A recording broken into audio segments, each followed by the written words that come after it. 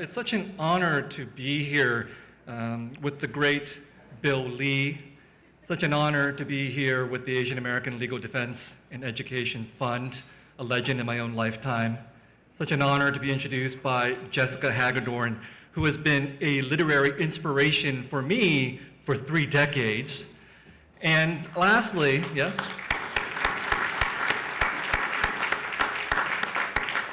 Lastly, to quote Sandra Oh, it's an honor just to be Asian.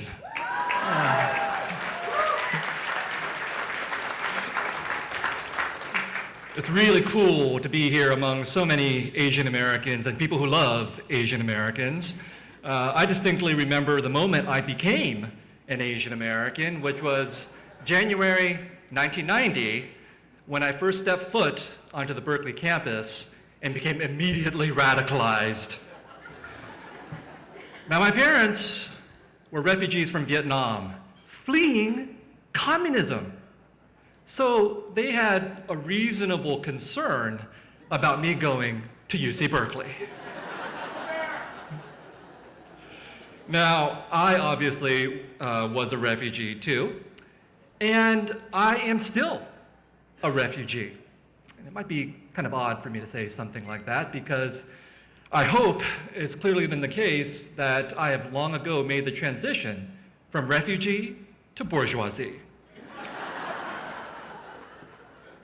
The story is that I, along with 130,000 other refugees from South Vietnam, came to this country in 1975, and we ended up in one of 4 refugee camps. Ours happened to be Fort Indian Town Gap in Pennsylvania. And in order to leave one of these camps, Vietnamese refugees had to have an American sponsor.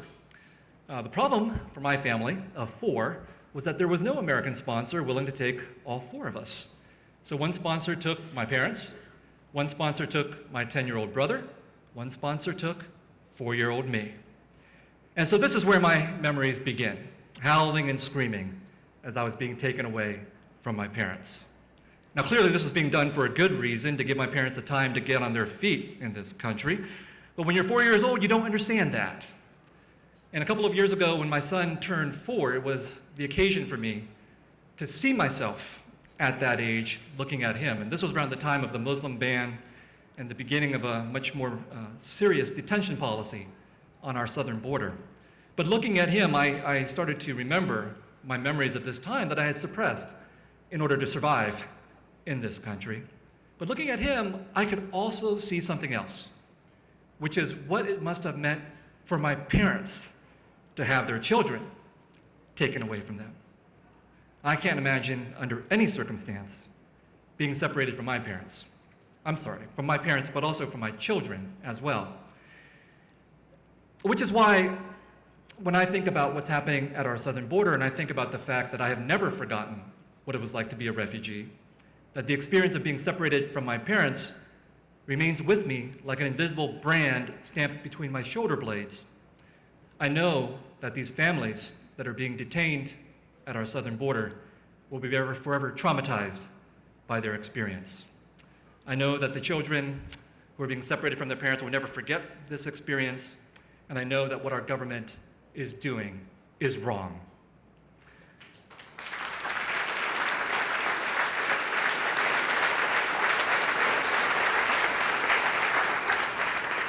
I was comparatively lucky. I was only separated from my parents for a few months. My brother, who was 10 years old, didn't come home for 2 years.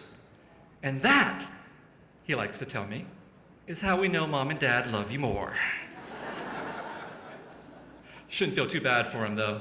7 years after coming to this country with no English, he graduated as valedictorian of his high school, went to Harvard, and then just to rub it in, went to Stanford Medical School, too. Which is what you're supposed to do when you're Asian. So it wasn't all bad for him being a refugee, and honestly, it wasn't all bad for me being a refugee either. Being a refugee has left me with the requisite emotional damage necessary to become a writer.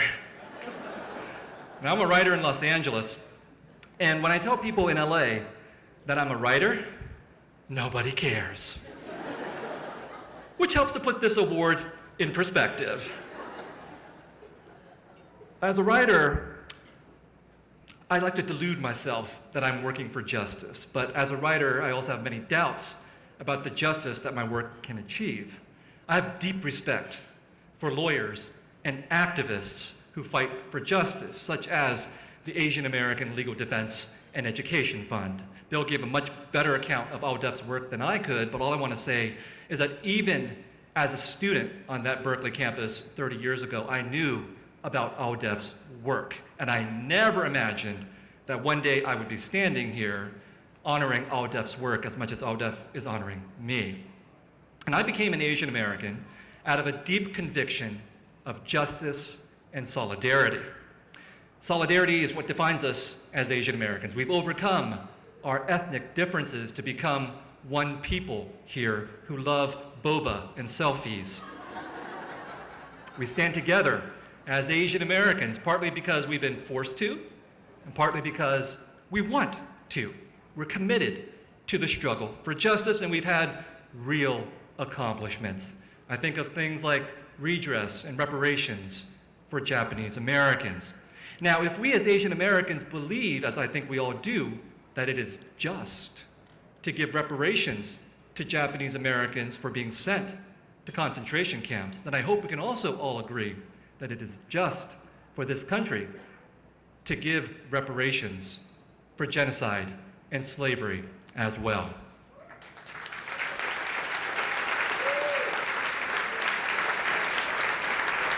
I think the lesson we have learned as Asian Americans is the importance of solidarity, of the strength that is found in our collective being as Asian Americans. We have stood together in solidarity with each other, but we should also stand in solidarity with other people of color and other minorities in their struggles for justice as well. I bring it up because it was important for me to see some Japanese Americans also taking a stand against the detention camps on our southern border, because I think they clearly see that the racist logic that led to the concentration camps for Japanese Americans is the same racist logic that has detained immigrants on our border. And this is why I call myself a refugee.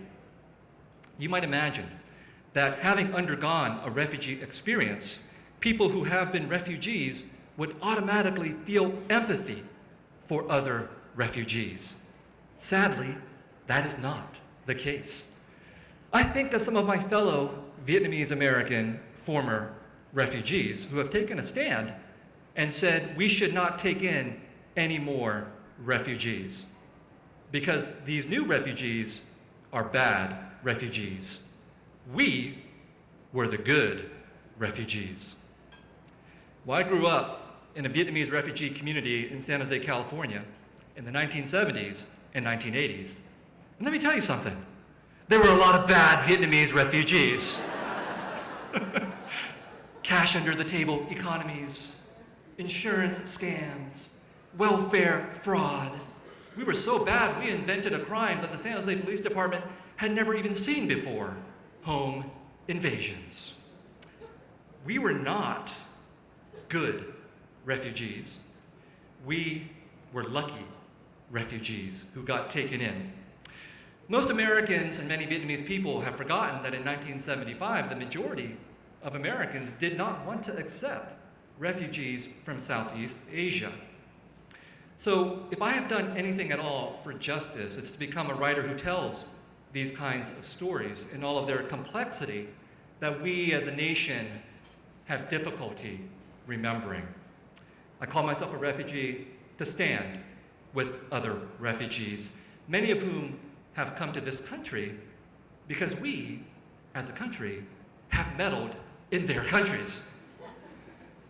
These refugees include my parents, Joseph Thanh Nguyen and Linda Kim Nguyen.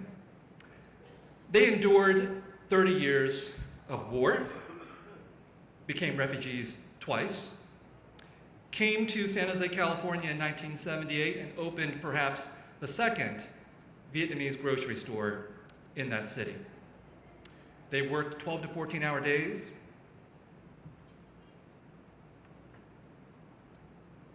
almost every day of the year,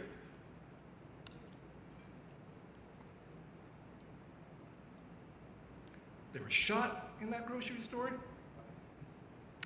I remember when I was 10 years old, walking down the street from my parents' store and seeing a sign in another window that said, "Another American driven out of business by the Vietnamese." I have never forgotten that sign. When I was being raised, my parents liked to tell me that we are 100% Vietnamese. They longed to go back to Vietnam. And after 20 years in this country, they finally had the chance to do so. And when they returned, over Thanksgiving dinner, my father said to me, "We're Americans now."